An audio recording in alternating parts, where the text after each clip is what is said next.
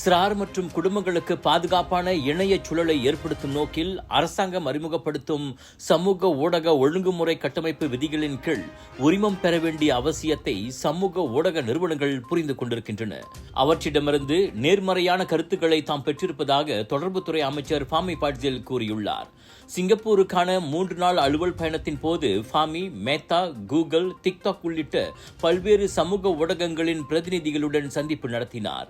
நாளை ஆகஸ்ட் 1ஆம் தேதி அறிமுகமாகி வரும் ஜனவரி 1 அமலுக்கு வரவிருக்கும் மலேசியாவின் அப்புதிய கட்டுப்பாட்டு விதிமுறையை பின்பற்ற தயாராக இருப்பதாக அச்சந்திப்பின் போது அவை ஒப்புக்கொண்டன.